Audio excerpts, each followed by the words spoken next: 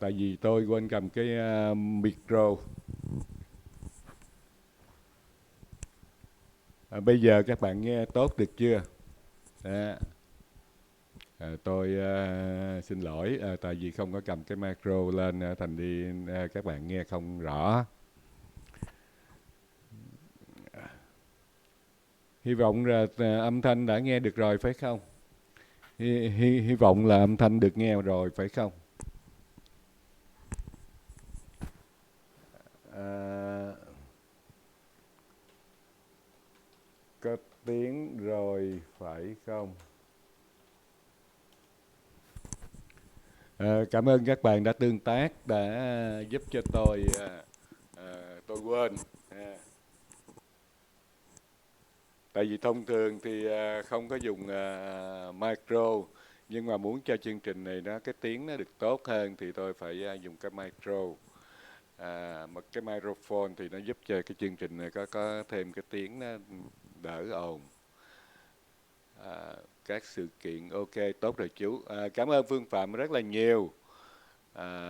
Bây giờ thì để qua chương trình để chúng ta mở lại cái clip đó để chúng ta có thể là theo dõi ở bên ở bên ở bên khu vực bên này đó. Đây có cái câu là tổng thống Trump gặp Kim Jong Un tại bàn môn điếm ha. Đó thì đầu tiên thì các bạn cũng thấy cái hình này thì cái máy quay của tôi nó xa quá, thành đi nó làm cho gương mặt sáng quá. Đó thì các bạn đã thấy tổng thống Donald Trump đang từng bước. Hôm nay tôi giống như là tôi tường thuật cho các bạn biết được gọi là về bóng đá vậy đó nha. Thực sự đây là một cái sự kiện cũng lớn lao, một sự kiện mà rất là quan trọng trong cái cuộc gặp gỡ của hai nhà lãnh đạo của hai nước.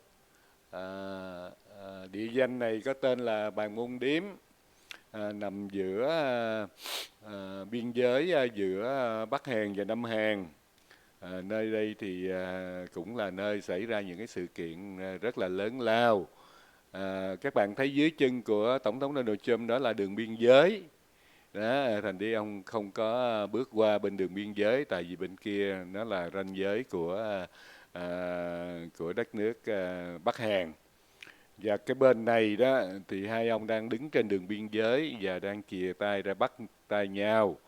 Thì các bạn cũng thấy rồi đấy, phóng viên của bên Hàn Quốc thì đang chụp phía trước mặt ông Trump, mà kể cả phóng viên cũng không được chạy qua chạy lại đó.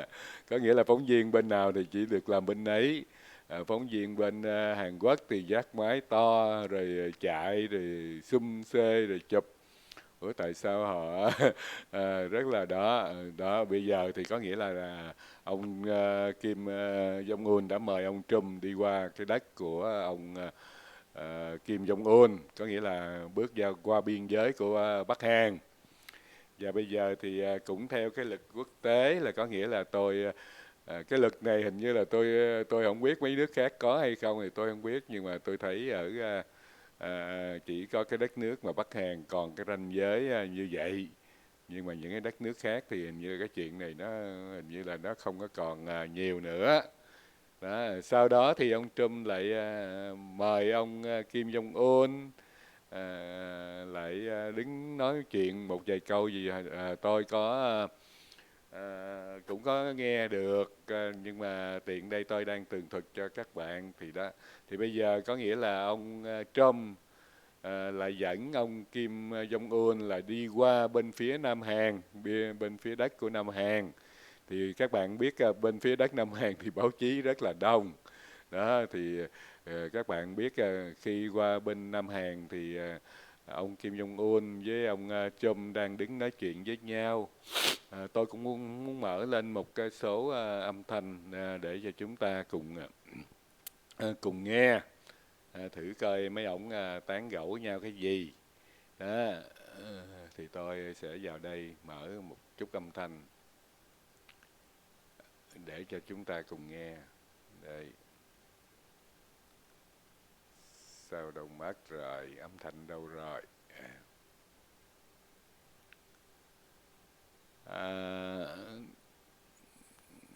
Từ rác sao kỳ vậy?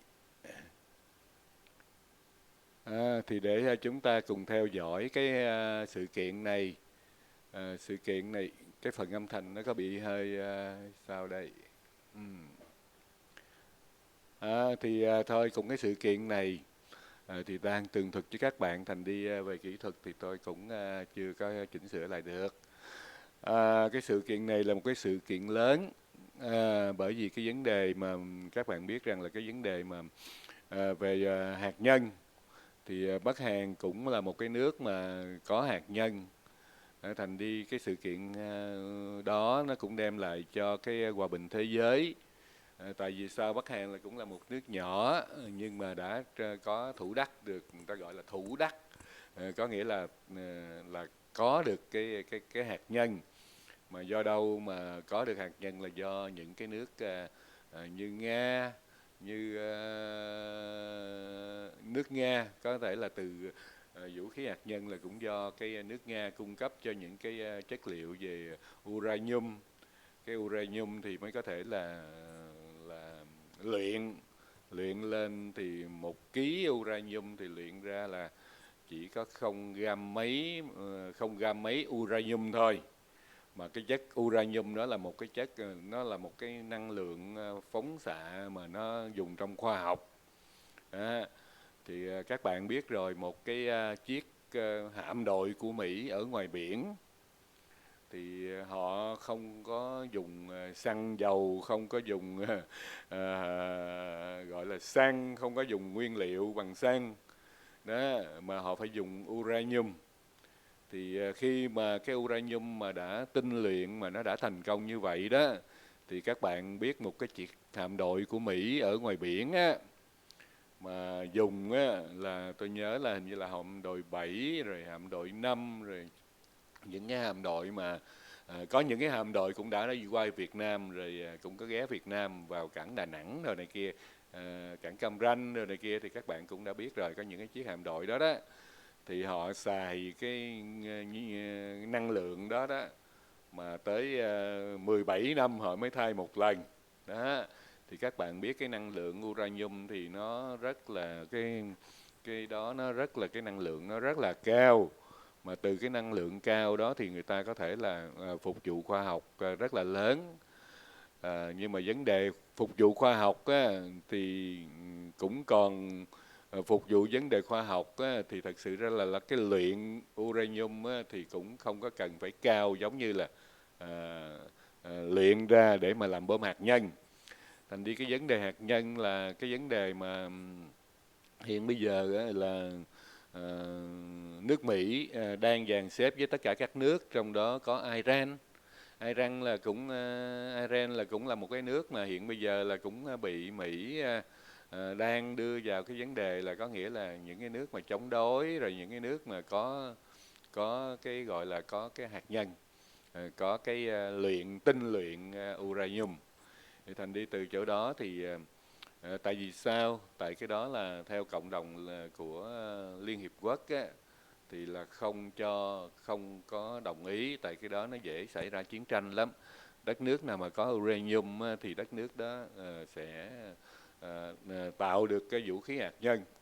Mà khi mình tạo được vũ khí hạt nhân đó thì vậy thì nó sẽ gây ra chiến tranh. Nhưng mà các bạn biết tại sao Mỹ nó cũng có vũ khí hạt nhân đó, mà nó cũng có tinh luyện uranium đó, nhưng mà tại sao nó lại đi kêu nước khác là không được làm?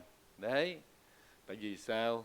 Tại vì trước đó đó người Mỹ họ đã có cái đó rồi đó, rồi sau đó đó thì trong cái quá trình mà có nghĩa là Liên Hiệp Quốc rồi các quốc gia đã bàn thảo lại với nhau, có nghĩa là chúng ta không có được phát triển vũ khí hạt nhân.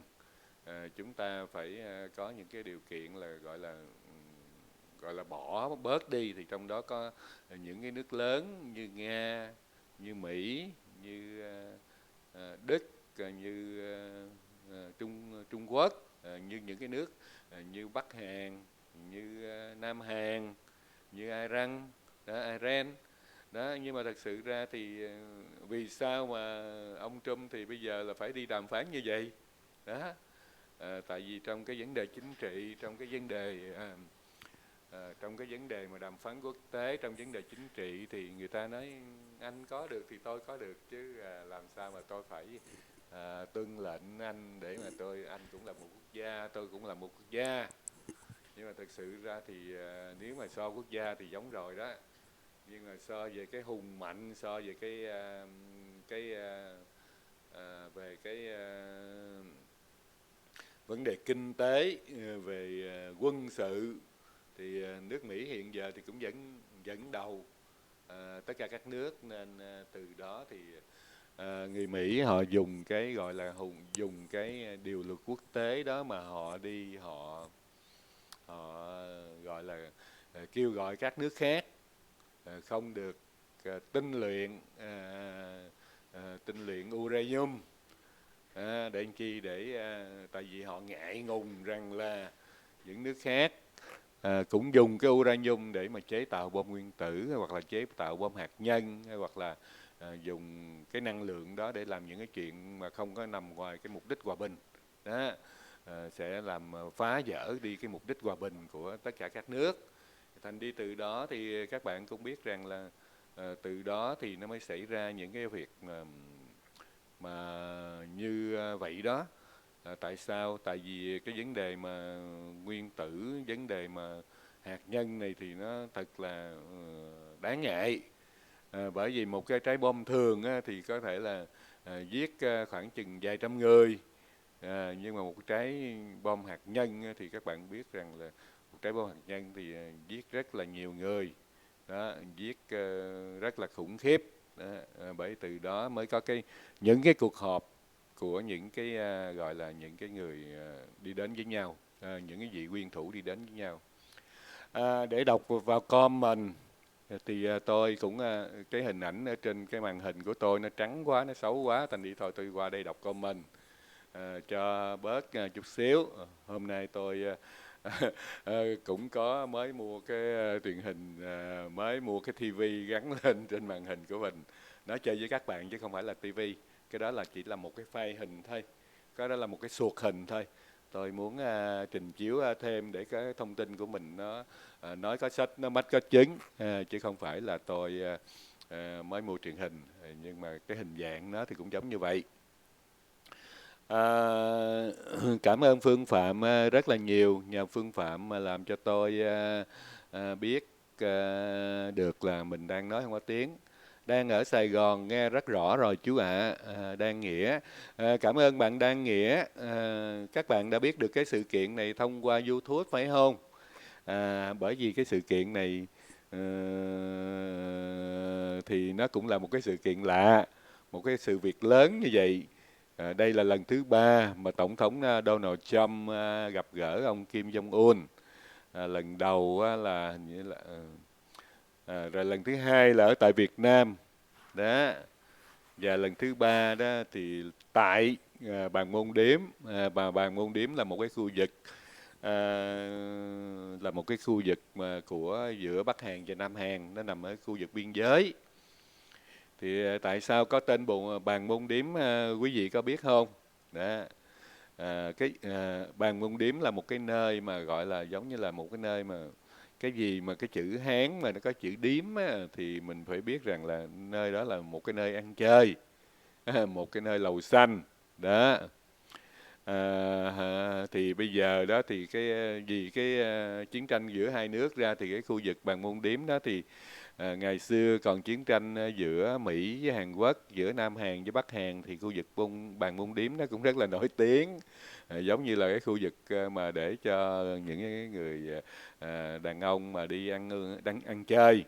Thì tôi thấy còn hiện bây giờ cái đó là những cái dấu tích lịch sử, nên người ta còn giữ cái đó, cái tên Bàn Môn Điếm. Mà mình thấy hai ông này mà hẹn nhau ở tại Bàn Môn Điếm thì giống như tôi nhớ cái thời thanh niên của mình mà nói là thì thành đi các bạn mới biết là Việt Nam mình có cái chữ gọi là cái gì đó, điếm, gọi là lầu xanh, hay là đó, những cái đó là trong những cái cuốn truyện như truyện Kiều thì cũng có đề cập tới chữ điếm rất là nhiều. Cái chữ điếm đó là có nghĩa là những cái nơi mà để cho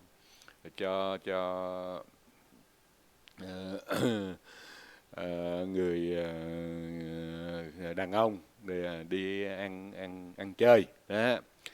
Kế tiếp, cách đây khoảng 3 giờ, đây là Phương Phạm nói, cách đây khoảng 3 giờ thì cháu có xem trực tiếp từ nửa vòng trái đất rồi. Cảm ơn chú đã phát lại cho những người chưa xem. Thật sự ra thì đúng là tôi cũng không có biết sự kiện này. Tôi đang ngủ mà 3 giờ thì các bạn biết rồi, bên Mỹ thì 3 giờ thì mới có nửa đêm mà. Mà đúng là nửa vòng trái đất thì anh ta rất là nhanh nhạy. Anh ta thật sự cái thông tin này thì không ai biết được. Chỉ có những cái người mà anh ta liên lạc với nhau, thí dụ như ông Donald Trump thì cái bộ sậu của ông Donald Trump, rồi một cái bộ sậu nữa là của bên ông Kim Jong Un đó. Thì hai cái người đó thì họ hẹn với nhau, thành đi họ đánh lừa hết tất cả thế giới. Nhưng mà thật sự ra thì tôi cũng thấy nói chứ làm sao mà có thể mà không thể gặp nhà, không thể báo chí mà không thể biết được, phải không các bạn? Thành đi từ đó thì người ta cũng nhất động nhất tỉnh của các ông đó thì người ta sẽ biết ngay đó. Kế tiếp thì Phương Phạm nói rằng là âm thanh rất tốt. Cảm ơn Phương Phạm. Kế tiếp nữa thì Phương Phạm có một cái câu hỏi, uranium xuất tác từ nguyên liệu gì chú? Thật sự ra thì cái chữ uranium thì bạn viết được đúng rồi đó, nhưng mà bỏ cái chữ H đi ha, bạn bỏ chữ H đi, bạn bỏ chữ Y vô đó thì nó đúng là một cái gọi là cái một cái nguyên tố, nó là một cái thành phần. Uranium nó là một cái gì đó tự nhiên là tôi nói tới đây tôi quên. Thì nó cũng là một cái nguyên liệu đó, giống như là nó là giống như là xăng, nhưng mà nó là xăng cao cấp đó. Thì từ cái nguyên liệu thô uranium, nó cũng là uranium, rồi từ cái uranium, cái chất uranium nó nằm ở trong ngày xưa thì thật sự thì tôi biết uranium qua cái gọi là có những cái vùng đất nó cái chất uranium nó nằm trong đất, rồi người ta mới đem cái đó về, người ta mới gọi là người ta tìm ở trong đó đó, rồi người ta mới lấy cái đó là gọi là cái nguyên liệu. Uranium cũng là một nguyên liệu, thì từ cái nguyên liệu đó là người ta gọi là nguyên liệu thô đó. Thì ta tính ra một cái ký nguyên liệu thô như vậy đó, khi mà tinh luyện đó phải bỏ vô, thì các bạn biết bỏ, nếu mà các bạn có đi Đà Lạt đó thì các bạn cũng thấy cái lò mà luyện uranium nằm ở trên ngay gần ở trong thành phố Đà Lạt đó. Thì tôi không còn nhớ rõ là chỗ nào, nhưng mà có một cái lò luyện, tôi cũng có đến đó chơi, tôi cũng có đứng chụp hình rồi này kia. Cái lò mà đứng ở ngoài thôi, người ta không cho mình vô. Thì ngày xưa đó thì trước năm 1975 đó thì Việt Nam Cộng Hòa, tại vì sao Việt Nam Cộng Hòa cũng là do là đồng minh của Mỹ, nên cái chuyện mà luyện uranium á, thì nước nào mà đồng minh của Mỹ là đều được có những cái lò luyện đó. Thì Việt Nam Cộng Hòa cũng có cái lò luyện uranium nằm ở trên Đà Lạt đó. Thì cái lò thường thường những cái lò đó là những cái lò phóng xạ, thành đi nó sẽ ảnh hưởng vào cái sức khỏe con người dữ lắm. Nó tại vì cái chất phóng xạ mà nó ảnh hưởng vô con người thì kiểu như là con người kiểu như là rất là nguy hiểm, phóng xạ nó rất là cao. Thành đi lúc đó thì Đà Lạt thì cái khu vực mà luyện uranium á, thì người ta không có cho tới. Tại sao nhưng mà sau này thì cái vấn đề mà sau khi mà 75 đi đó thì nguyên cái lò đó thì vẫn còn ở đó, cái lò uranium thì vẫn còn ở đó, nhưng mà những cái thanh nguyên liệu mà bỏ trong đó luyện á, tại vì nó rất là mất tiền đó, thành đi từ đó thì người ta đã lấy đi, thì người Mỹ là ai đó thì người ta đã lấy đi rồi. Thì sau đó thì người Nga lại bỏ vào những cái thanh khác để mà luyện.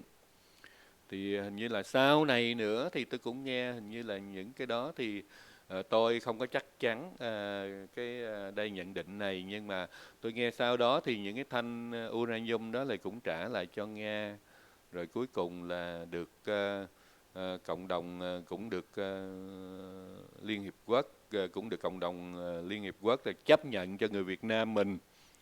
Cũng hiện bây giờ là Việt Nam là cũng vẫn có uranium mà luyện, nhưng mà cái luyện của Việt Nam là luyện cơ sở khoa học thôi, luyện để làm về nông nghiệp, để dùng uranium làm về nông nghiệp, làm về y học, làm về y khoa, làm về này kia. Chứ cái luyện uranium ở tại Việt Nam cũng có, nhưng cái đó nó không có đủ sức để mà chế tạo ra bom hạt nhân. Nhưng mà tại Bình Nhưỡng thì hiện bây giờ thì các bạn biết tại Bình Nhưỡng thì cái vấn đề của Bình Nhưỡng thì Bình Nhưỡng có thể tạo ra được bom hạt nhân từ cái vấn đề tinh luyện uranium của anh ấy, của nước của Kim Jong Un. Nhưng mà bây giờ hiện giờ thì cái đất nước Bắc Hàn người ta cũng đang có những cái công việc là thử về uranium. Người ta rất là có nhiều cái chương trình mà thử về gọi là quả tiễn đó. Thành đi từ đó thì ông Kim Jong Un mới được là ông Donald Trump là gọi là cậu bé Rocket, có nghĩa là cậu bé. Ông Kim Jong Un ông gọi cậu bé quả tiễn, Rocket là quả tiễn, Rocket Boy, hoặc là hình như là ông gọi là Rocket Boy, là có là một cậu bé mà chuyên môn mà có nhiêu tiền hay hoặc là có nhiêu công việc á, là cứ đi ra là chế tạo bom hạt nhân đó. Thành đi ổng gọi là cậu bé hạt nhân, ổng gọi như vậy.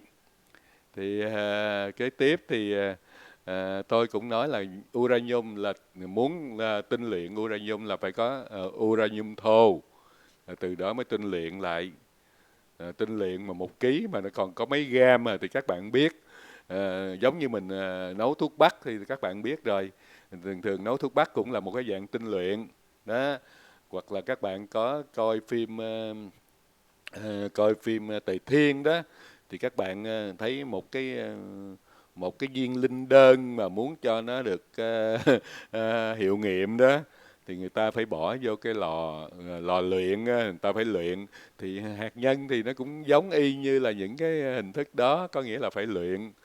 Mà một cái thanh uranium mà luyện như vậy mà riết mà nó còn có hình như là 0,20 mấy, có nghĩa là gam đó, là miligam đó, thì là cái đó thì cái chất đó nó rất là phóng xạ, cái chất phóng xạ nó rất là cao. Chất đó nó chế tạo ra bom hạt nhân thì có thể là giết nhiều người, nên mới có cái sự mà gọi là ban giao, gọi là thảo luận, bàn thảo giữa Kim Jong Un và Tổng thống Donald Trump. Lần này là lần thứ 3.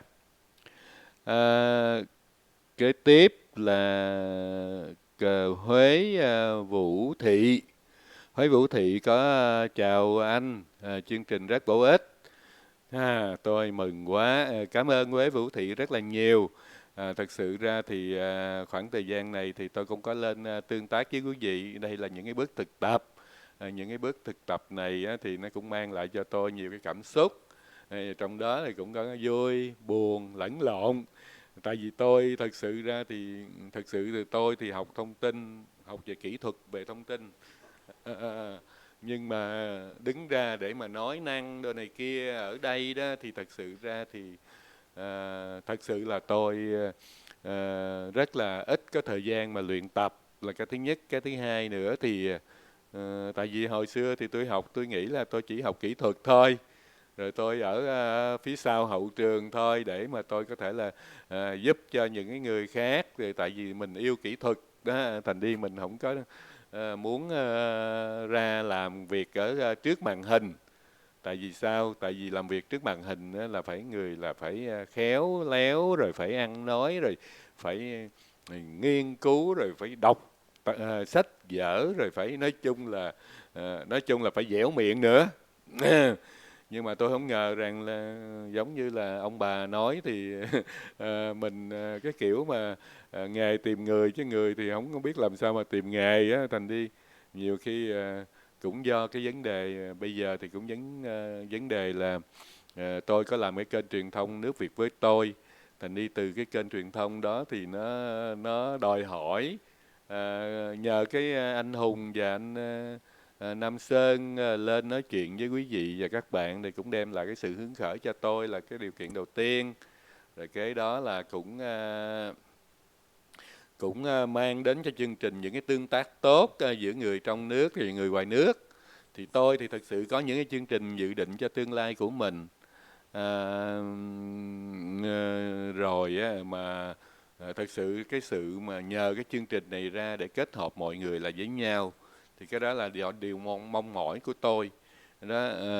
Nhưng mà thật sự ra thì mình cũng thiển nghĩ, mình cũng không nghĩ tới là mình phải làm chương trình YouTube để mình làm được chuyện đó.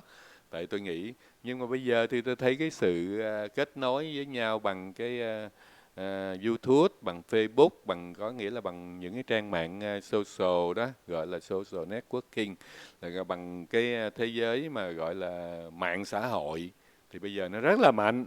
Thì từ đó thì tôi cũng tập tành, rồi cũng lên đây, rồi cũng nói này nói kia.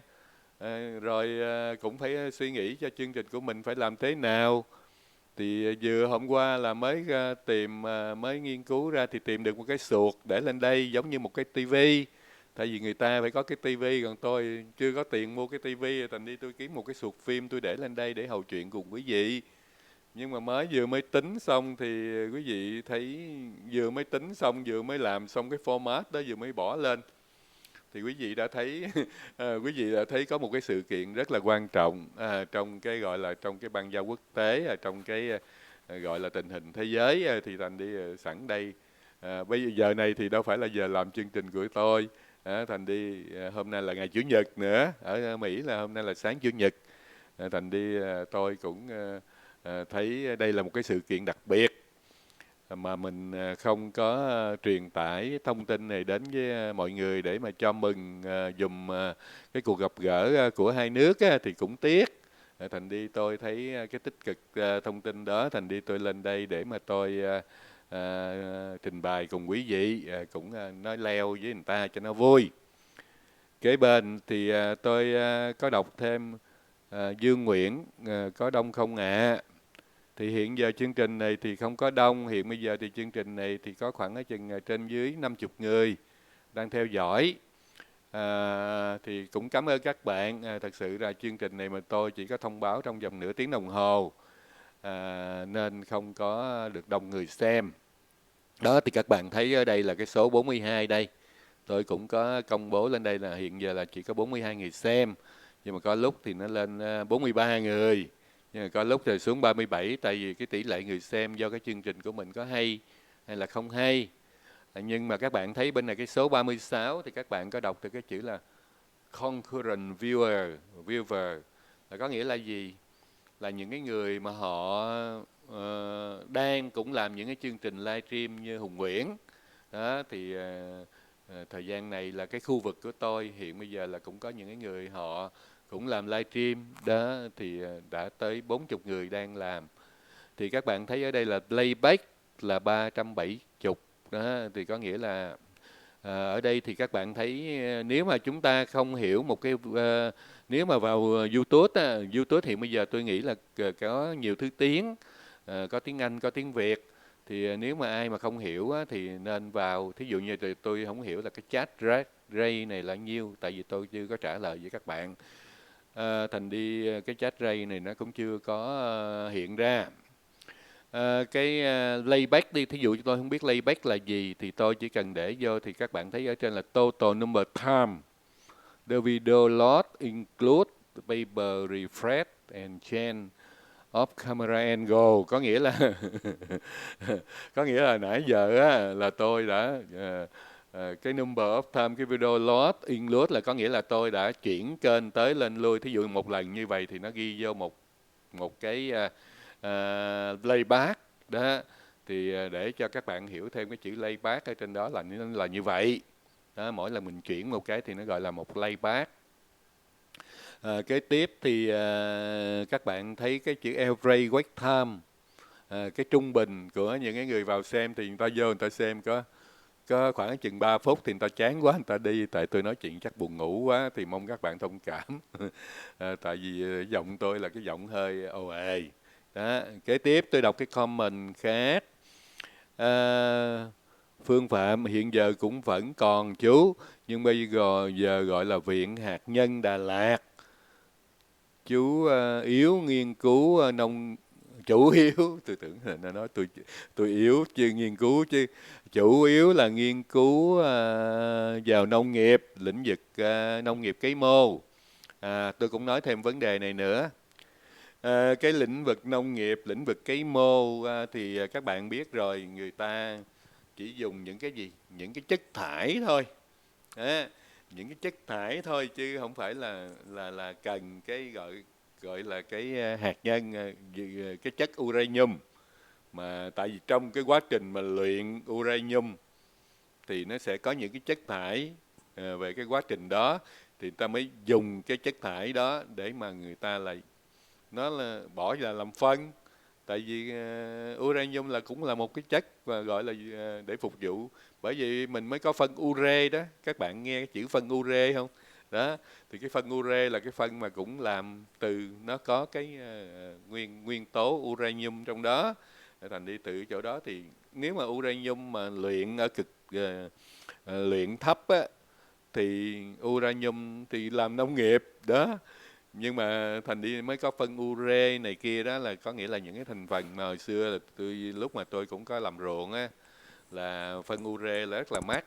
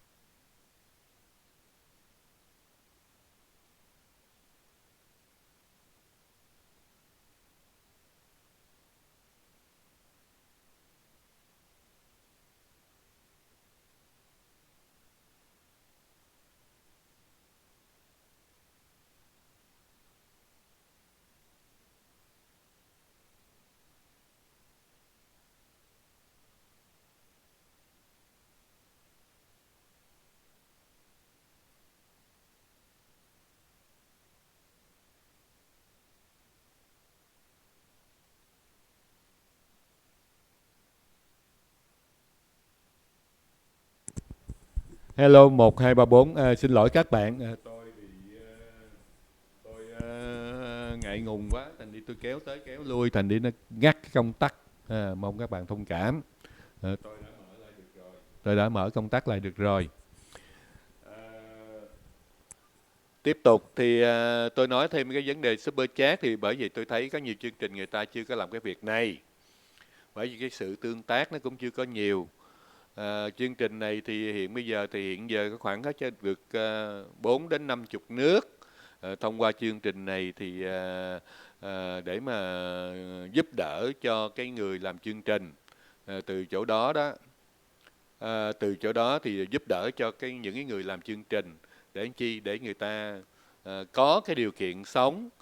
Thành đi từ đó người ta mới là nghiên cứu vào chương trình, thì người ta mới là không có phải là gì đó câu view hoặc là câu like, hoặc là làm những cái chuyện khác nó không có tốt với cái gọi là mang cái tính thời sự. Tại vì mà khi chương trình mà được mà donate rồi thì người ta sẽ giúp cho cái người mà làm diễn giả hoặc là cái này kia, thì người ta sẽ rất là tốt. Là tại sao người ta có một cái nguồn thu nho nhỏ thì người ta có đủ ăn rồi, thì người ta có đủ tiền rồi thì người ta sẽ sống tốt, rồi người ta sẽ làm việc tốt. Còn nếu mà người ta các bạn biết rằng là khi mà lên YouTube thì các bạn cũng biết có những cái kênh, tại sao người ta phải câu view đó, tại sao họ phải làm như vậy, là tại sao? Bởi vì nếu mà không câu view thì người ta đâu có tiền đâu. Khi mà các bạn biết rồi, làm thông tin rồi, khi mà một cái người nào đó mà đã đi sống bằng cái nghề mà gọi là thông tin rồi, thì họ đâu có thể nào làm được ngành nghề khác đó. Thì thật sự ra thì tôi không biết rằng là những ngành nghề khác thì có thể làm được thông tin hay không, nhưng mà khi mà làm thông tin rồi thì tôi nghĩ là khi mà làm thông tin rồi thì không thể nào làm được cái nghề gì khác. Tại vì làm thông tin là phải nghiên cứu, phải đủ thứ hết, chứ không có thể nào phải quần áo nữa. Đàn ông thì vấn đề mà gọi là gì về chăm sóc sắc đẹp thì nó không có phần phụ nữ, nhưng mà thí dụ như quần áo cũng phải cẩn thận. Rồi cái thứ hai nữa thì đỡ hơn phụ nữ ngay chỗ là đã ít trang điểm hơn, nhưng mà cũng có ông cũng phải lên, khi mà lên chương trình thì cũng phải make up, rồi cũng phải son phấn, rồi cũng phải này kia. Còn những cái chương trình livestream thì tôi nghĩ là nó cũng ít hơn, là tại sao? Tại vì livestream thì mấy anh em thì quan trọng những cái nội dung chương trình thôi, chứ không có quan trọng là cái chuyện mà sắc đẹp hay là sắc dốc gì hết đó. Nhưng mà tôi nghĩ thì mỗi ngày thì mỗi tiến bộ, bắt buộc những cái người làm ra livestream thì cũng phải ăn mặc cho nó đẹp, rồi có nghĩa là phải đầu tư, phải chỉnh chu hơn. Thì tôi nghĩ là chương trình livestream thì sắp tới đây thì để làm chi, để cho cái điều kiện thông tin nó càng ngày nó càng tiến bộ, mà càng ngày nó càng hấp dẫn người xem. Phương Phạm nói mấy ngày nay luật sư Hùng bị nửa vòng trái đất phỏng vấn liên tục, và luật sư Hùng từ giờ trở đi có làm chương trình trực tiếp với kênh VX VN TV của anh Direct Phạm nữa. Đúng rồi bạn, luật sư Hùng thì có rất là nhiều bạn bè để mà làm chương trình. Thì tôi cũng thấy là VX VN thì cũng có đăng trên một livestream, thì nói là tới ngày 30 là ngày hôm nay phải, thì có nói là có gặp Hoàng Duy Hùng ở trên một cái livestream trực tiếp, có nghĩa là giống như là hai người làm chương trình, một người thì đang ở Việt Nam mà một người đang ở Mỹ. Thì tôi cũng thích làm những cái chương trình đó. Sắp tới đây thì tôi cũng mở rộng ra cái chương trình livestream là tiếp nối thêm một số bạn bè ở Việt Nam, những ai có những cái câu chuyện gì về đất nước, những câu chuyện gì mà gọi là mang tính tích cực, thì chắc tôi cũng phải mời họ lên chương trình để cùng nói chuyện với chúng ta. À, tiếp tục thì chúng ta lại mở qua bên cái clip của Ờ, tại sao không biết, là tôi không có mở tiếng được cái clip này lên. Xin lỗi các bạn, để tôi tìm cách. Ờ, sao mà nó không có tiếng đó thì thành đi cái đó là cũng là một cái khổ người làm chương trình. Hồi nãy tôi full rồi bây giờ tôi trở lại.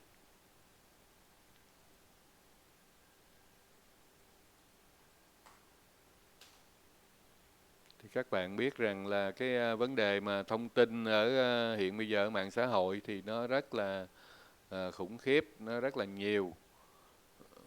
Đây, Trump see so down, overshadow, overshadow có nghĩa là lấn áp, overshadow là che bóng luôn rồi. Nhưng mà không có nghe tiếng thành đi tôi không biết mấy người Mỹ này đừng nói gì. Mong các bạn thông cảm để tôi tìm cách.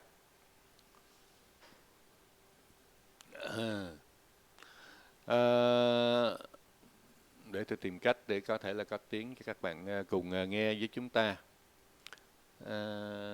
Đây là interact, đây là đủ hết mà sao nó lại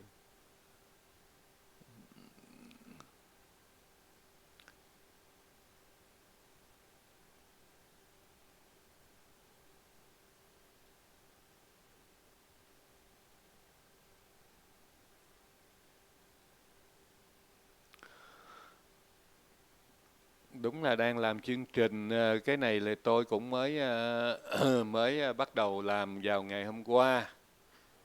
Cũng chưa có muốn trình chiếu tại chương trình thật sự là nó chưa hoàn chỉnh, nhưng mà cái sự kiện này lớn quá làm cho tôi phải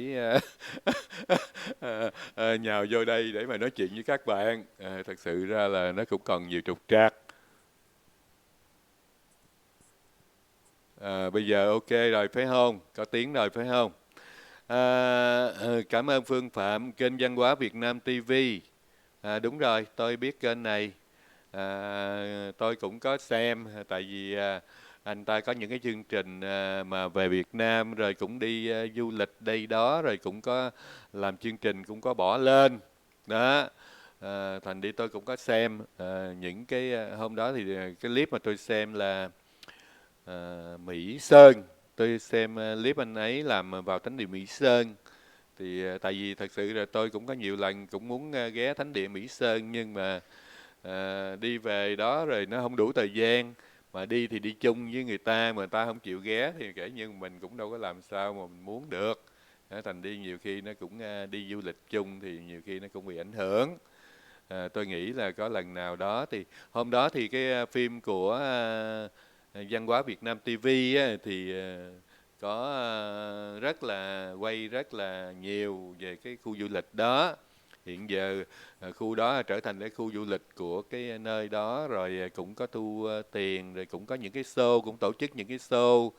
Sau khi quý vị thăm cái thánh địa Mỹ Sơn xong rồi cũng có coi được những cái gọi là những cái văn hóa truyền thống do cái vùng đất đó giống như là để lại đó. Thành đi tôi thấy cái đó là cũng một cái nét rất là hay, làm việc như vậy thì mới người ta, chứ còn không mà đi vô trong đó mà coi những cái đền đài mà xưa cũ đó không thì mà người ta cũng đâu có hiểu biết được cái văn hóa của cái gọi là cái người Chăm-ba, như là tánh địa Mỹ Sơn thì của người Chăm-ba ngày xưa thì nằm ở trên đất nước Việt Nam hiện nay đó.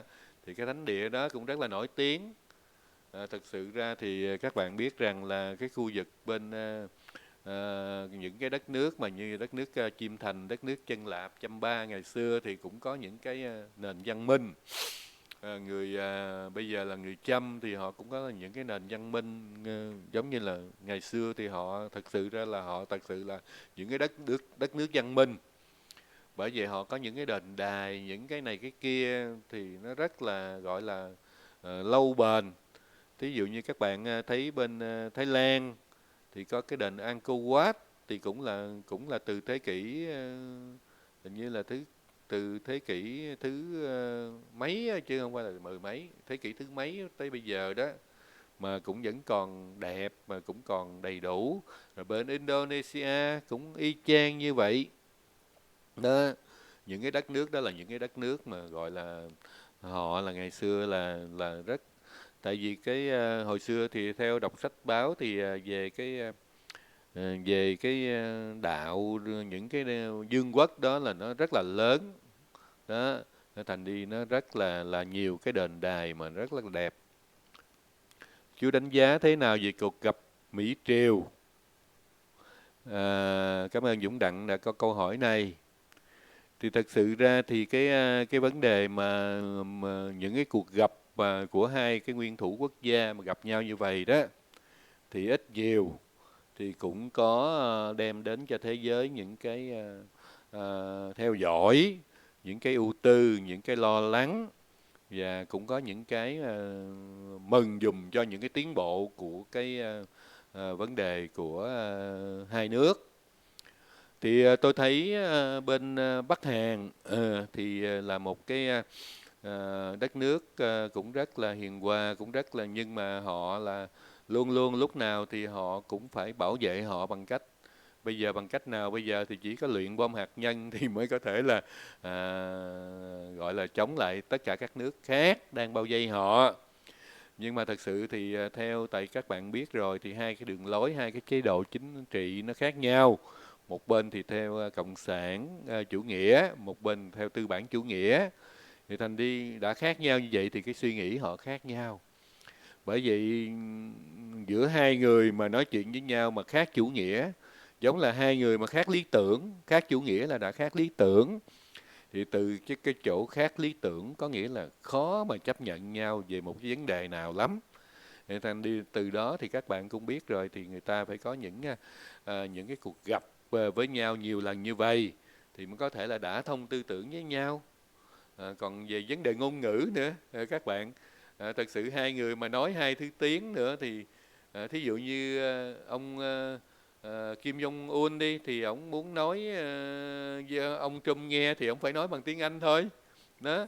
Thành đi thì ông Trump thì không thể nói được tiếng Hàn rồi đó, thành đi phải cần cái người cuối cùng là cũng phải cần người thông dịch đó. Nhưng mà để cho cái công việc này nó tốt á, thì tôi thấy là hình như là ông Kim Jong Un thì ông cũng nói được tiếng Anh, tại vì thời gian trẻ thì ông ấy cũng học ở những cái nước tiến bộ, hình như là nghe nói học ở Thụy Sĩ, học ở đâu đó, thì cũng học, không biết là học ở Thụy Sĩ, học ở tiếng Anh hay là học tiếng Pháp cũng không biết. Nhưng mà thực sự ra thì cũng có thể là đối đáp, cũng có thể là nói chuyện với nhau thì cũng dễ thông cảm hơn đó, là qua thằng thông dịch đó. Tôi sợ nhất là những cái nguyên thủ quốc gia mà nói chuyện với nhau mà phải qua thằng thông dịch. Nó dịch cái gì thì nghe cái đó thì có nước chết, bữa nào nó vui nó dịch trúng, bữa nào nó buồn nó dịch bậy thì còn chết nữa. Thành đi từ chỗ đó thì người Mỹ người Mỹ thì tôi cũng nói thẳng với các bạn á, đầu tiên á, nếu mà mình không có tiếng Mỹ á thì mình rất là nể người ta. Tại vì sao? Tại vì mình không nói được tiếng Mỹ, mà tiếng Mỹ người ta là 100%, phải không? Người ta nói rồi người ta dạy dỗ cho mình đầy đủ hết đó, cái gì người ta cũng có thể hướng dẫn cho mình để mình biết dùng cái ngôn ngữ người ta. Nhưng mà sau khi mình đã dùng được cái ngôn ngữ của người ta rồi thì nó trở lại được một cái gì? Người ta sẽ quý mến mình ngay. Là tại sao? Là tại vì mình tới hai ngôn ngữ đó. Thành đi người ta có một ngôn ngữ thôi, thành đi từ chỗ đó người ta không có dám khinh khi cái người khác mà có hai ngôn ngữ. Mặc dù anh là người gì không cần biết, anh nói được tiếng của tôi là tự nhiên tôi phải nể anh rồi. Thí dụ như các bạn cảm thấy thân thiện khi gặp một cái người mà nước ngoài đi, khi mà họ vào Việt Nam họ chỉ cần một vài câu chào thôi, chào quý vị là mình đã vui rồi, mình đã vỗ tay sùm rồi. Một cái người Hàn Quốc mà họ qua bên Việt Nam họ chỉ cần dùng một câu chào thôi. Hoặc là như những cái vị tổng thống mà họ đi qua bên Việt Nam họ cũng dùng những cái câu chào đồ này kia. Hoặc là họ buồn buồn họ trích vào cái văn hóa của Việt Nam, họ nói một vài câu là mình có cảm tình với họ ngay đó. Tại sao người Việt Nam mình nói văn hóa rồi đọc thơ hàng ngày mà mình không có cảm tình, mà cái người nước ngoài nói một vài câu về văn hóa mình là mình cảm thấy mình tự hào, mình cảm thấy mình mến họ là như vậy. Thì thành đi tôi cũng khuyên các bạn, nếu mà các bạn còn trẻ hoặc là lớn gì cũng nữa, tại vì sao cái vấn đề ngôn ngữ là vấn đề mà rất là quan trọng, để anh chi nó cũng góp cho, nếu mà nói rộng ra thì nó cũng góp cho cái vấn đề góp sức cho cái vấn đề hòa bình thế giới nó được gọi là ổn định. Thì cái vấn đề của ông Donald Trump thì ông Kim Jong Un này thì tôi không biết bên Bắc Hàn, tại vì mình không có thông tin gì về họ. Nhưng mà bên tổng thống Donald Trump thì ông đưa ra rất là nhiều, nó gọi là nhiều cái plan. Là đầu tiên khi mà qua Việt Nam á, thì ông đưa ra tới 3, 4, 5 cái gọi là cái plan, là 5 cái kế hoạch. Plan tiếng Anh gọi là kế hoạch. Thì kế hoạch đầu, kế hoạch A này, E này làm không được thì làm kế hoạch B, B làm không được thì kế hoạch C, C không được thì D, D không được thì F, E, F, ví dụ vậy. Thì bởi vậy bên ông tổng thống Donald Trump thì biết ông sẽ gặp bằng cách này, ông sẽ gặp bằng cách kia, ông gặp bằng cách nhỏ. Nhưng bên ông Bắc Hàn thì mình đâu có biết đâu, tại vì cái đường lối chính sách bên Bắc Hàn thì người ta không công bố, kể cả cái cuộc gặp này người ta cũng đâu có công bố đâu. Mà bên ông Trump này chắc cũng không công bố. Chắc tôi nghĩ là cái điều kiện này là do bên Bắc Hàn người ta yêu cầu, chứ tôi nghĩ là cái điều kiện mà gặp gỡ này là tôi nghĩ là bên Bắc Hàn người ta yêu cầu, chứ còn bên Mỹ mà nếu mà không yêu cầu thì người ta sẽ công bố ngay.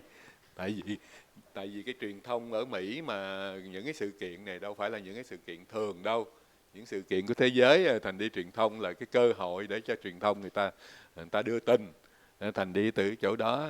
Nhưng mà cuối cùng nửa đêm mà biết được cái tin này thì các bạn biết rồi, cái này tôi nghĩ là do cái yêu cầu của phía Bắc Hàn. Nhưng mà tôi hy vọng rằng là những cái lần gặp gỡ với nhau vậy thì nó sẽ mang lại cho hai bên hiểu nhau nhiều hơn. Từ cái chỗ là bạn bè thì không còn nhìn nhau là kẻ thù nữa.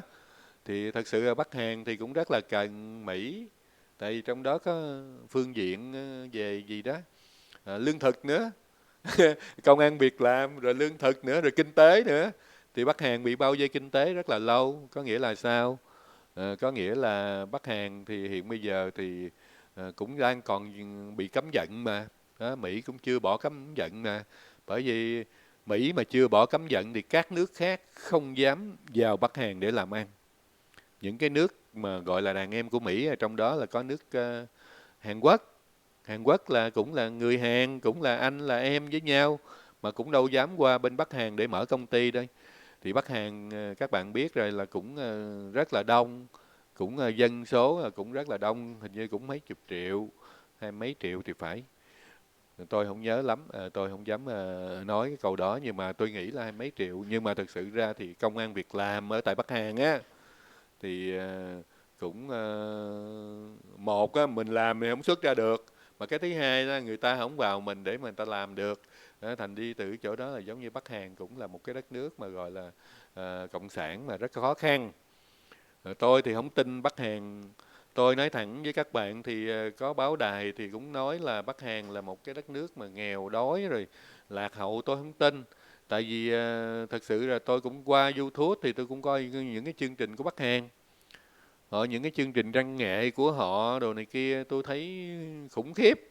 Tôi thấy Việt Nam mình, cỡ Việt Nam mình mà đem cái chương trình văn nghệ mà so với Bắc Hàn thì nói các bạn vui, chứ thật sự ra Việt Nam không có cửa. Việt Nam mà những cái chương trình, những cái kỹ thuật trình diễn về sân khấu, nếu mà so với Bắc Hàn là Việt Nam không có cửa. Tôi không phải là tôi nói ra để mà mình gọi là chê đất nước mình, người mình, dân tộc của mình. Nhưng mà tôi nghĩ là cái vấn đề mà văn hóa nghệ thuật á, cái kỹ thuật, tôi không nói về cái vấn đề khác, nhưng mà tôi nói về cái kỹ thuật á, thì Việt Nam mình thật sự ra là còn phải học hỏi ở Bắc Hàn nhiều lắm. Còn cái vấn đề khác đói kém hoặc là này kia đó thì thật sự tôi không biết thế nào, chứ còn tôi nhìn vô những cái chương trình văn nghệ hoành tráng như vậy đó, người ta hay, người ta giỏi như vậy á, thì tôi nghĩ người ta văn minh, chứ người ta cũng không có đến nổi tệ như vậy đâu. Nhưng mà do gì báo chí nhiều khi mình chỉ biết được báo chí một chiều thôi, của những cái nước dân chủ thôi, nhưng mà mình không có biết được cái báo chí của những cái nước như Bắc Hàn, thì mình đâu có thông tin của người ta đâu. Thành đi từ đó mình cũng hơi bị thiếu thông tin. Thì tôi cũng hy vọng trả lời bạn thì tôi cũng hy vọng kỳ này sẽ tiến thêm được một cái bước gần gũi lại nữa, chứ không có bỏ về như kỳ trước. Kỳ này chắc chịu ngồi lại đàm phán với nhau rồi. Nhưng mà cái thông tin thì tại vì nói chuyện với các bạn thì tôi cũng trong cái quá trình người ta đang họp với nhau, Thì tôi nghe đài bên này thì đang nói là người ta cũng bình phẩm lại những cái câu ông Trump thì cũng gọi ông Kim Jong Un là cậu bé gọi là cậu bé rocket, cậu bé hạt nhân, cậu bé gì quả tiễn. Nhưng mà cái câu đó tôi nói thẳng với các bạn, người Mỹ người ta thâm thúy dữ lắm. Người ta cười mình bằng cái câu nói, thí dụ như Kim Jong Un mà được ông Donald Trump gọi là cậu bé, mà cậu bé rocket hay hoặc là cậu bé hoa tiễn á, là các bạn nếu mà mình dịch ra cái tiếng Việt Nam á thì thấy nó cũng hơi đau lòng, phải không? Nhưng mà tại vì người Mỹ người ta chơi chữ, tôi nghĩ là người Việt Nam mình chơi chữ cũng rất là thâm thúy, nhưng mà người Mỹ họ chơi chữ còn thâm thúy trên cả thâm thúy nữa. Thì theo thông qua chương trình này thì tôi sẽ có điều kiện thì tôi sẽ đưa ra những cái vấn đề chơi chữ, có nghĩa là người Mỹ người ta dùng cái chơi chữ như thế nào, để mà cũng giải thích cho quý vị biết là cái người Mỹ họ thâm thúy, họ chơi chữ còn khủng khiếp hơn là chúng ta. Đó. Thành đi tại vì thông qua chương trình này thì tôi chỉ cười một câu là người ta nói, nhưng mà người Mỹ thì người ta nói xong người ta cười cái khì rồi thôi, chứ người ta không có phải là người ta để trong bụng, thì tôi nghĩ như vậy. Ví dụ như ông Trump mà gọi ông Kim Jong Un là cậu bé cậu bé quả tiễn, cậu bé hạt nhân, hoặc là cậu bé này kia, thì cái đó là cũng có một cái vấn đề chơi chữ trong đó. Kêu gọi kế tiếp là có bạn Phạm Văn Tùng này, là hôm qua Ý bác nói Thủ tướng Việt Nam không biết bắt tay và có hạ mình, hôm nay Tổng thống Trump có hạ mình không? Tôi nói thì vấn đề là vấn đề bắt tay thôi. Còn cái hạ mình thì tôi không nói, tại vì cái vấn đề tôi hôm qua tôi đâu có nói ông Tổng thống Donald Trump với ông Thủ tướng Nguyễn Xuân Phúc là ông Phúc hạ mình đâu. Tôi đâu có dĩ nhiên cái vấn đề mà hạ mình gặp mình xuống thì cái chuyện đó là chuyện bình thường. Tại vì cái việc đó là bạn biết rồi, là người Việt Nam mình thì cũng làm hàng ngày. Tôi thì thật sự ra thì làm với người Mỹ thì tôi không có vậy, nhưng mà làm ở Việt Nam thì tôi phải, tại vì cái đó là văn hóa. Tôi mà bắt tay với người Mỹ thì tôi phải thẳng lưng chứ. Nhưng mà khi mà bắt tay với người lớn, người Việt Nam, theo cái gọi là theo cái cách mà văn minh, cách lịch sự, thì người nhỏ thì phải chờ người lớn chia tay ra mới được bắt tay. Đó. Nhưng mà thì bạn biết rồi, thì đã gọi là bắt tay thì bởi vì tại sao mà người ta gặp nhau mà người ta thường thường ta nói chuyện nhưng người ta không bắt tay, rồi tới hồi họ đồng ý một cái câu chuyện gì thì họ mới bắt tay. Nhưng mà thường thường người Việt mình thường thường thì gặp nhau là bắt tay trước cái đã, mặc dù chưa có nói chuyện gì, chưa có đồng ý với nhau một vấn đề gì thì cũng bắt tay. Thì có nghĩa là sao? Là đầu tiên là tỏ ra cái cái tính thân thiện trước đó. Thì tôi muốn trình diễn, tôi cũng muốn truyền đạt cái vấn đề là vấn đề về cái bắt tay thôi, chứ còn gặp mình hay là khom mình cái đó là tôi không có quan trọng. Mong bạn cũng thông cảm. Hôm qua thì tôi thấy ông Nguyễn Xuân Phúc thì bắt tay vậy là đúng rồi đó, có nghĩa là chỉ bóp vào pressure rồi để xuống thôi. Thì tôi thấy họ làm đúng, ông Nguyễn Xuân Phúc làm đúng đó.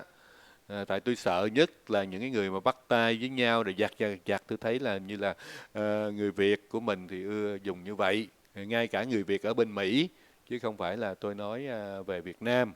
Đó, tôi nói chung ở đây là tôi nói chung người Việt của mình. Đó, thì nhiều khi cái giặt tay đó là văn hóa của Việt Nam, thì các bạn cứ giữ để mà dùng ha. Ok. Tiếp tục tôi cũng đọc tới cái câu của kênh này, hình như không phải kênh Tấn Nguyễn thì có nói là kênh này hình như không phải kênh văn hóa Việt Nam, không phải là luật sư Hoàng Duy Hùng. Đúng rồi bạn Tân Nguyễn, kênh này là kênh nước Việt với tôi, do Hùng Nguyễn phụ trách. Nhưng mà tại vì thường thường á, mỗi kênh thì nó có cái cách làm việc khác nhau, nên kênh này cũng đã gây ra cho các bạn những cái hiểu lầm. Thì mong các bạn cũng thông cảm. Thật sự ra thì cái gì mà các bạn không có biết về cái kênh này á, thì các bạn cứ hỏi ngay vào chương trình đó, chứ đừng có tỏ vẻ phải ngờ vực hoặc phải nghi ngờ, hoặc là rồi có nhiều người thì nghi ngờ thì không nghi ngờ, nhưng mà cứ quất một câu gì đó nghe cũng hơi chói tai. Tại sao mà chúng ta phải như vậy? Chương trình thì cũng có để ra là số phone cho các bạn, rồi cũng để lại cho các bạn là email đó, để làm chi? Để mình cùng tương tác với chương trình. Rồi bây giờ thì chương trình lại mở ra thêm cái gọi là cái super chat này, cũng để cho các bạn biết được chương trình đó. Thì mình không hiểu chương trình là do ai thực hiện, là do ai làm diễn giả, do chương trình gồm có cái gì thì mình phải hỏi ngay vào chương trình, tại vì mình có những cái liên lạc đó. Thì cũng đừng có như những chương trình khác thì tôi thì không có biết là những chương trình khác thì cái format, cái cách người ta làm thế nào, nhưng mà chương trình này thì tôi đã bỏ lên cái số phone, tôi bỏ lên cái email để cho các bạn cùng tương tác. Bây giờ làm thêm cái live chat này nữa, để làm chi? Để chúng ta có thể là nói chuyện giống như là qua một cái chương trình rõ ràng. Sắp tới đây thì tôi cũng có những cái gọi là những cái phỏng vấn thì tôi cũng bỏ lên đây, nó vào những cái hình ảnh này thì các bạn cũng sẽ thấy thêm, thì giống như để mình gặp nhau, để mình nói chuyện để mà cùng tương tác, để mà cùng thông cảm cho nhau. Cái tiếp thì tôi đọc cái câu của Phương Phạm. Chú, lúc nãy chú nói chương trình trực tiếp Mỹ Triều cách đây 3 giờ chứ không phải là 3 giờ chú ạ. Thì đúng rồi, chú cũng nói như vậy. Thật sự ra là cách đây 3 giờ đồng hồ, là lúc đó là 3 giờ đêm, phải không? Hoặc là 2 giờ đêm, như tôi nhớ là khoảng 2 giờ đêm. Thì 2 giờ đêm ở bên Nam Hàn. 2 giờ đêm bên Nam Hàn thì có nghĩa là khoảng cái chừng mấy giờ bên Việt Nam ta? Hình như 2 giờ đêm bên Nam Hàn thì bên Việt Nam phải sớm hơn. Vậy là bên Việt Nam là đang là phải 4 giờ. Nếu mà bên Nam Hàn mà 2 giờ thì bên Việt Nam là 4 giờ. Đó. Hoặc là 3 giờ sáng, 4 giờ. Đó. Thì tôi chỉ đoán đoán vậy thôi. Mình muốn biết chính xác thì mình vào Google, mình mở một cái gọi là cái đồng hồ của thế giới lên thì mình biết tại mỗi nơi gọi là cái chữ là International O'clock, là có nghĩa là đồng hồ quốc tế, thì mình sẽ biết nước nào mấy giờ đó. Kế tiếp thì Phương Phạm lại nói: chú ơi, cái đám truyền thông thổ tả một chiều nói về Thủ tướng Phúc, cháu cho là Thủ tướng Phúc có tâm như vậy, có làm như vậy đi nữa, lúc đất nước có sự không hay, là thủ tướng của một nước làm như vậy cũng vì ai? Thật sự ra thì các bạn biết không, truyền thông là những cái người mà làm truyền thông, mà cái truyền thông Việt Nam là những người Việt Nam làm truyền thông. Thành đi các bạn biết, người ta cũng chăm chút vô trong cái vấn đề Thủ tướng Việt Nam đi công cán, có nghĩa là đi công du hoặc đi công cán hoặc là đi theo hội nghị quốc tế, phải không? Mà ông ấy mà mang lại được những cái điều tốt đẹp cho Việt Nam, thì mặc dù là người sống ở nước ngoài thì một cái vị thủ tướng mà được cả nước tôn kính như vậy, thì ở người nước ngoài thì người ta cũng tôn kính, mặc dù có thể là khác cái chế độ chứ không phải là chung chế độ, khác tới chế độ, nhưng mà tôi nghĩ người ta cũng rất là kính trọng. Vấn đề ở đây thì người ta nói là làm sao? Người ta nói là những cái hành động, người ta nói những cái hành động nó làm sao? Nó làm giống như là nếu mà không có được mà chỉnh chu, nó không được là tốt đẹp thì nó làm mất mặt. Đấy, thì cái mà người ta nói á, là người ta giống như người ta góp ý để cho anh chi, để ông phụ thủ tướng Phúc, thủ tướng Nguyễn Xuân Phúc, ổng được có những cái mà góp ý tốt đó, để anh chi, để ổng làm cho cái công việc mà cái người Việt Nam ở trong nước hãnh diện thì cái người Việt Nam ngoài nước cũng hãnh diện lây. Nên thành đi khi mà ổng mà làm cái gì mà người ta cảm thấy mắc cỡ thì người ta nói, phải không? Tại vì một cái thủ tướng mà ổng là thủ tướng của nước Việt Nam nữa, thành đi ổng không có quyền làm cho người khác mắc cỡ. Có nghĩa là thành đi, nhưng mà thì người dân ở trong nước thì rất là thương thủ tướng Nguyễn Xuân Phúc đó, thành đi mình cũng có thể là giống như mình cũng có thể là binh vực cho ổng, nhưng mà thực sự ra thì những cái bắt tay, những cái chào hỏi mà nó không đúng mực thì nó sẽ gây ra cái phản cảm cho người khác. Thành đi người ta có quyền nói thôi. Tại vì sao? Tại vì ở xứ sở mà nước ngoài thì ở tại Mỹ thì vấn đề tự do ngôn luận rất là cao. Người ta không thích là người ta nói à, người ta không có sợ bị gọi là bị chỉ trích hay bị gì hết. Ta không có ngại vấn đề đó. Ờ, Kế tiếp thì Hà Nội đang là 18 giờ 14 chiều bác ạ. Đúng rồi, tôi lộn rồi. Tôi xin lỗi các bạn. Tôi ở bên này thì cũng là 6 giờ 17 phút buổi sáng. Vậy là cũng không có chênh lệch nhau, có nghĩa là không có hoàn toàn không có chênh lệch. Có nghĩa là vừa giờ các tiểu bang khác thì tôi nghĩ nó có chênh lệch, nhưng mà tiểu bang Texas thì cái giờ hình như đối với Việt Nam với Texas hình như là nó chỉ khác nhau 12 tiếng đồng hồ thôi. Có nghĩa là bên Việt Nam thì trước 12 tiếng và Texas thì sau 12 tiếng vậy thôi. Nó chỉ có khác nhau cái chỗ ngày và đêm thôi. Kế tiếp Tân Nguyễn vậy là Nguyễn Hùng không phải lên vậy là mà anh viết vậy là sorry anh, cái tật tôi nó hơi kỳ. Vậy là Nguyễn Hùng không phải là kênh của luật sư Hoàng Duy Hùng. Nếu anh là người yêu nước, thật sự tôi cũng ủng hộ. Trời ơi, mừng quá. Cảm ơn Tân Nguyễn. Tới bây giờ thì chắc ít nhiều thì bạn cũng đã hiểu tôi rồi. Thì thật sự ra thì Nguyễn Hùng chứ không phải là luật sư Hoàng Duy Hùng, nhưng mà lại cùng kênh với nhau. Có nghĩa là làm việc cùng với nhau, cùng một kênh truyền thông. Cũng giống như là anh Hoàng Duy Hùng cũng đi làm những cái kênh khác, cũng giống như vậy. Nhưng mà kênh này đặc biệt hơn, là kênh này là quay các anh ấy ở trong một cái studio đàng hoàng. Phim ảnh thành đi các bạn thấy anh Hoàng Duy Hùng và anh Nam Sơn khi mà lên trên chương trình thì rất là được chỉnh chu. Kể cả quần áo, kể cả phông màn, kể cả cách ngồi, kể cả cách này kia, rồi biên tập đồ này kia thì nó chỉnh chu hơn là những kênh khác. Tại vì sao? Tại vì những kênh khác thì người ta ở xa, thí dụ những người như Nửa Vòng Trái Đất hoặc là bên Võ Hoàng Lân đi, thí dụ như kênh Văn Hóa Việt Nam đi, cũng từ ở xa thu hình của ảnh nên nhiều khi nó cũng không có được chỉnh chu bằng cái kênh Nước Việt với tôi.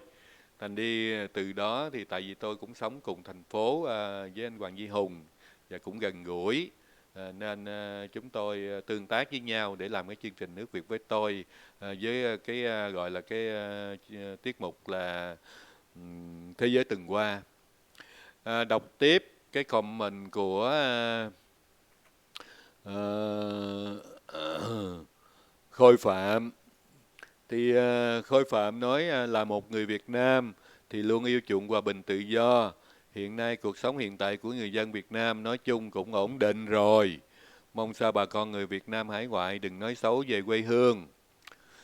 Câu này thì tôi nghe các bạn bình luận về nó thì tôi cũng cảm thấy đau lòng. Tại sao? Tại sao cứ nói là chúng những cái người Việt ở bên này lại nói xấu cái người Việt Nam? Tại sao lại có những cái câu hỏi đó, rồi thường thường cái cộng đồng của người Việt Nam thường thường ưa nghĩ là cái người mà Việt hải ngoại ưa nói xấu người Việt Nam. Mà các bạn biết không, thực sự ra thì nó chỉ có một cái bộ phận rất là nhỏ ở Cali thôi.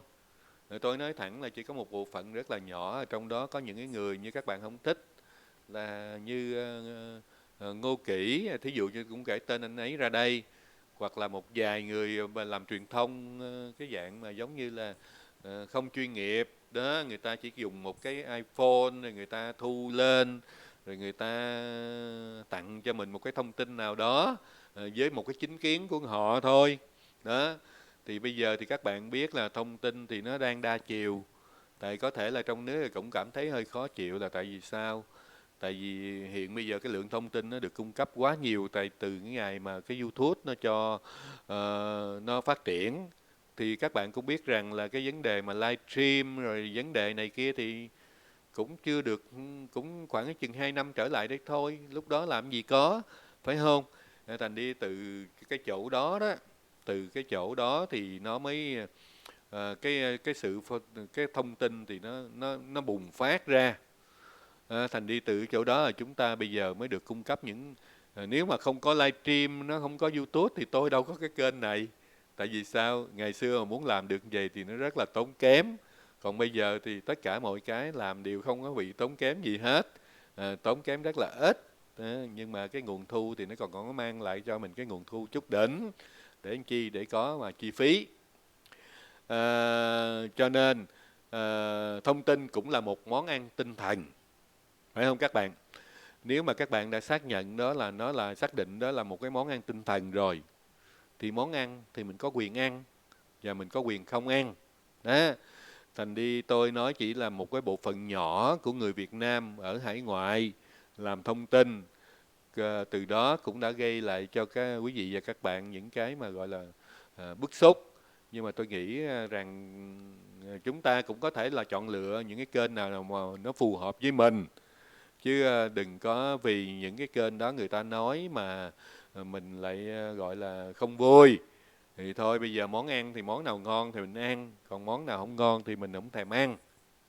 Thì cái đó là tôi muốn trang trải với quý vị, các bạn và các em, để từ đó chúng ta không có lây lan.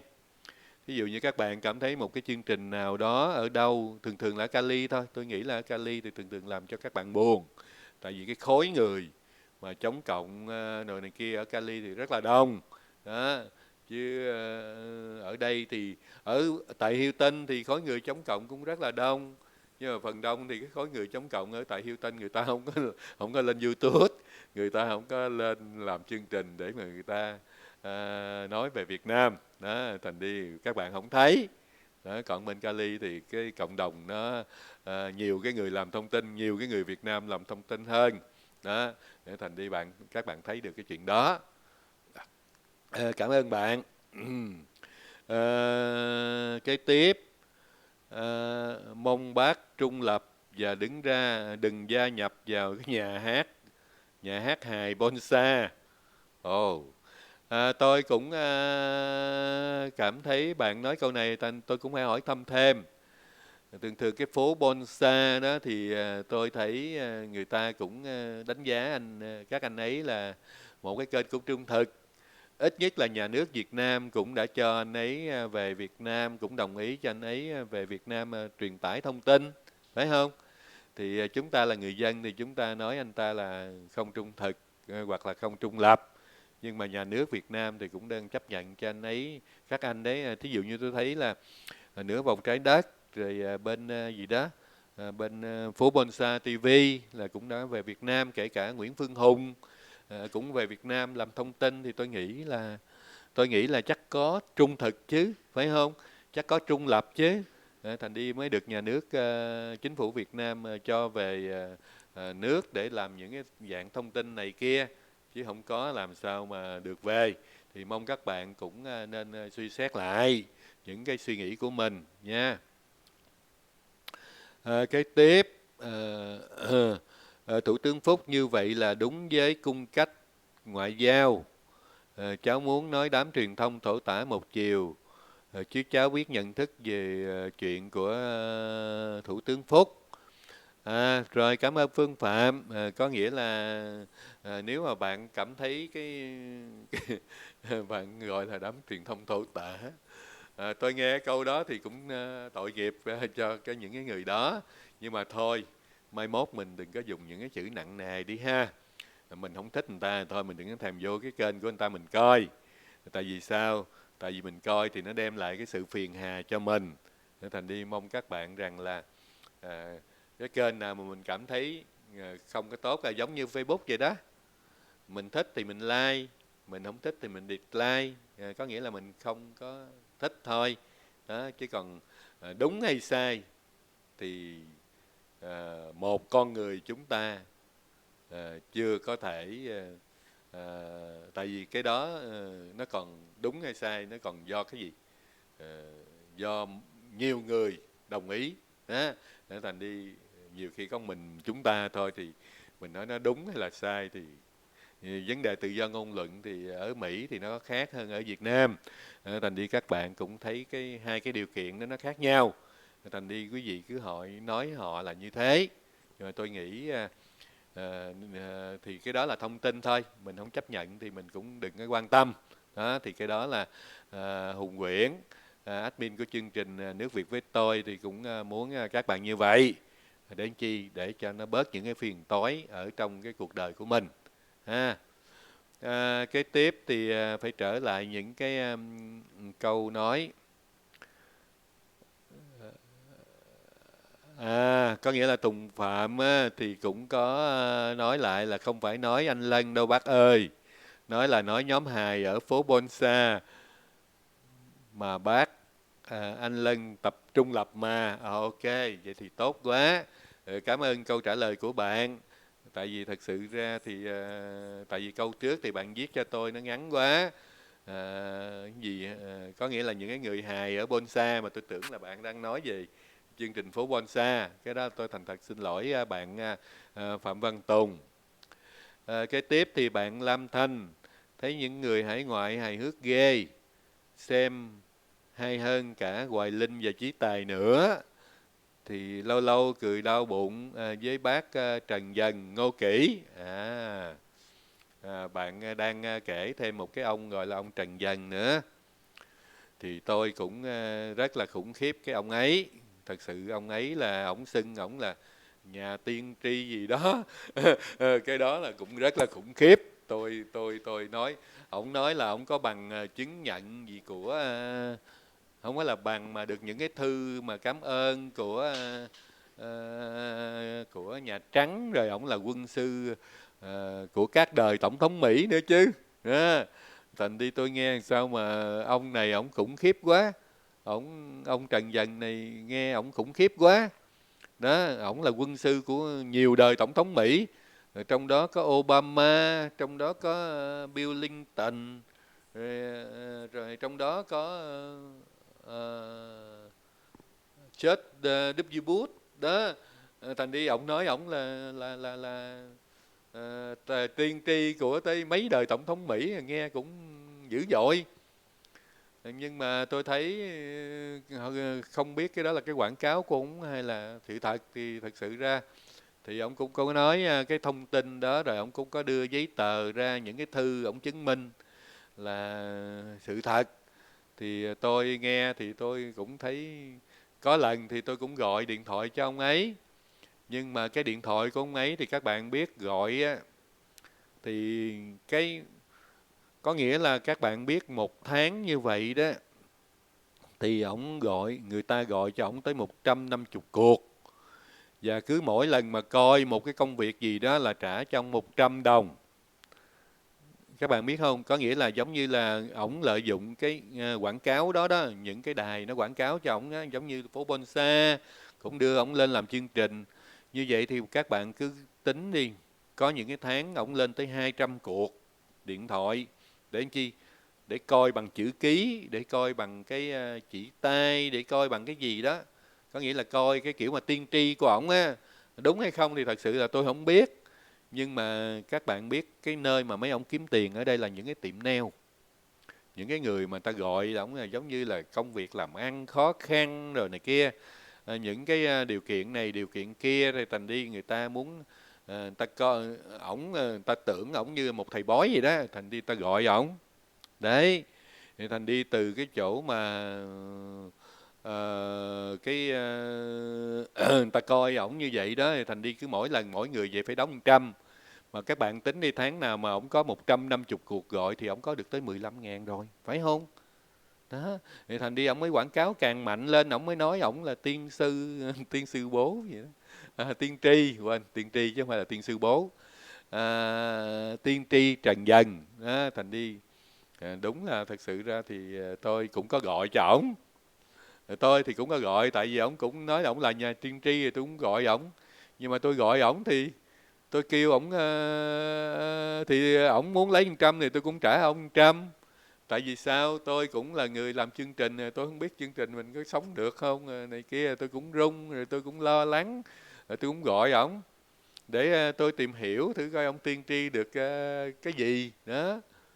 Nhưng mà tôi gọi ổng nhiều lần, tôi gọi ổng mấy lần luôn mà có một lần đầu hình như là ổng bắt điện thoại tôi, rồi xong rồi cái ổng hẹn cái tới đúng giờ hẹn, rồi tôi cũng gọi lại ổng, rồi cái ổng không bắt máy. Ủa tôi nói ông này ngộ vậy đó. Từ đó thì tôi không có đánh giá ông này cao, tại một phần là những cái thông tin ổng đưa ra thì tôi thấy nó không có chính xác.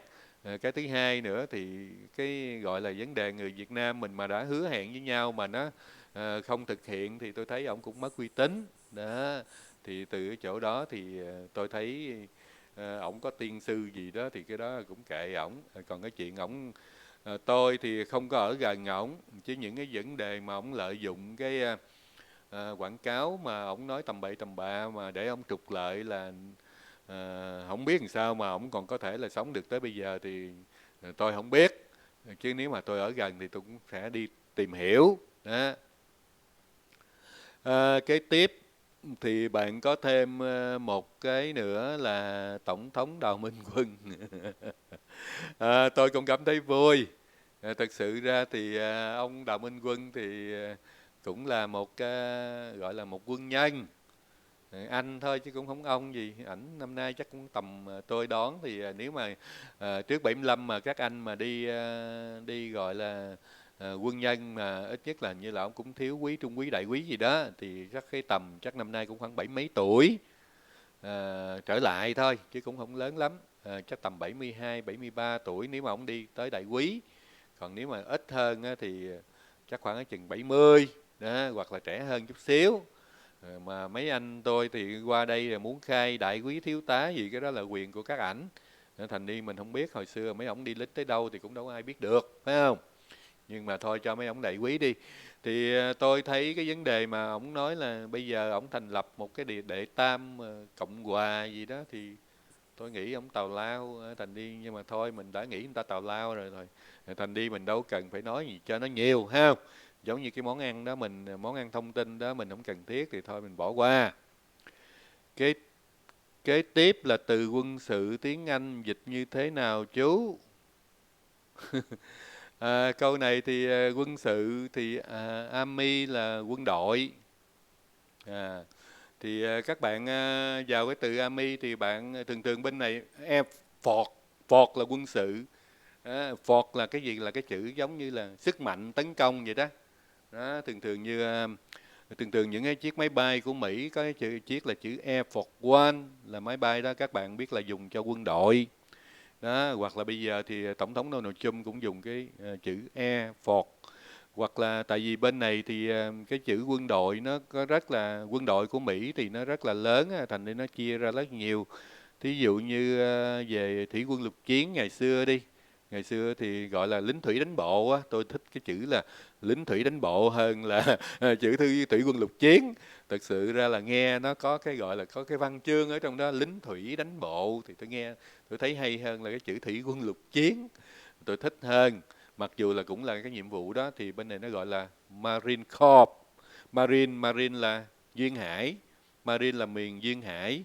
Corps là giống như là một cái quân đội, một cái Corps là nó viết tắt của chữ corporate là có nghĩa là một cái liên minh đó. Để thành đi cái Marine là có nghĩa là liên minh của duyên hải. Là tại sao? Là lính thủy đánh bộ là có nghĩa là vừa dùng cái không phải là hải quân, nhưng mà nhờ những cái tàu thuyền hải quân chở họ đi, rồi họ có nghĩa là chiến đấu nhờ người hải quân chứ không phải là lính hải quân. Lính hải quân thì chỉ để chiến đấu ngoài biển thôi. Còn cái lính thủy đánh bộ là cái lính mà có nghĩa là nhờ hải quân chở đi rồi nhưng mà đánh ở trong